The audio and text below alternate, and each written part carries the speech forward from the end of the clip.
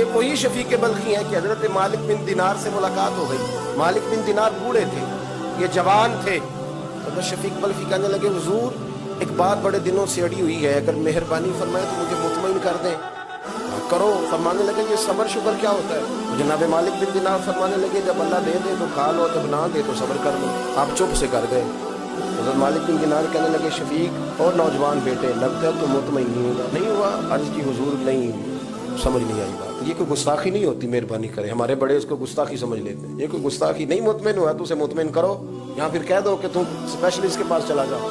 कह देते ना डॉक्टर, मेरे पास तेरा हल मौजूद है, यहाँ किसी और तरफ चला जाए। ये क्या बात?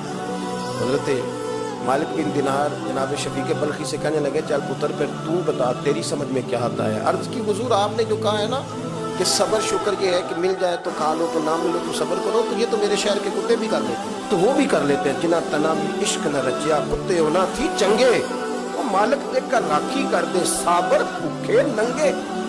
हजरत जी ये वाला तो सबर शुक्र कुत्ते भी कर लेते हैं, मिल जाए तो खा लिया, ना मिले तो चुप करके बैठे रहे। तो फिर तरीकत वालों का, सूफिया का सबर शुक्र तो ना ये हुआ। तो इमाम मालिक बिन दिनार कहने लगे, अच्छा पुत्र तूने बात तो बड़ी कर दी, फिर अब बता तेरे नजदीक सबर शुक्र क्या है? जनाब शफीक बल्खी की दाढ़ी सारी काली थी, चेहरा बड़ा रोशन था। कहने लगे, हुजूर आप चाहें तो बात कबूल करें, चाहे तो न करें। मेरा नजरिया ये है कि सबर शुक्र ये है कि न मिले तो सबर करो, और मिल जाए तो अल्लाह की मखलूक में बांट दो। जब मिले तो सिर्फ अपने पेट का ख्याल न करो, बाकी भूखों का ख्याल करो। देखो और कौन कहाँ का, यही शफीक बल्खी जिहाद के लिए भी गए। उस जमाने में ज़ईफ हो गए थे। हजरत हातम असम फरमाते हैं, मैं साथ था। मैं उन सूफिया के नाम आपके सामने ले रहा हूँ जो बड़े बड़े लोग गुजरे। हजरत सैयदना हातम असम कहते हैं, मैं साथ था इनके।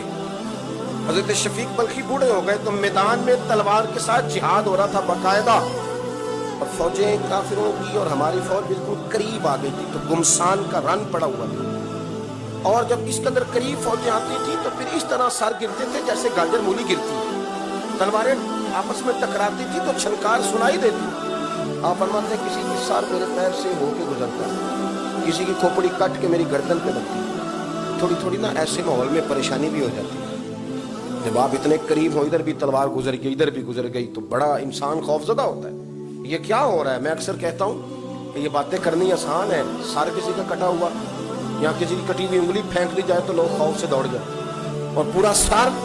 तो जनाब हातम असम रहमतुल्लाह अलैह कहते हैं, मैं थोड़ा परेशान हुआ जिहाद में। तो शफीक बल्खी सूफी थे, पीरी मुरीदी वाली थे, खानकाह वाले थे।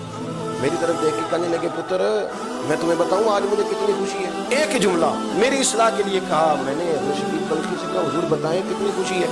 फरमाने लगे, जिस दिन मैं दूल्हा बना था ना, मेरी शादी हुई थी, उस दिन मैं इतना राजी नहीं था जितना मैं आज राजी हूँ। इसलिए कि मैं शहादत को सामने देख रहा हूँ। किसी वक्त भी अल्लाह कबूल कर लेगा और मेरा भी सर कटेगा।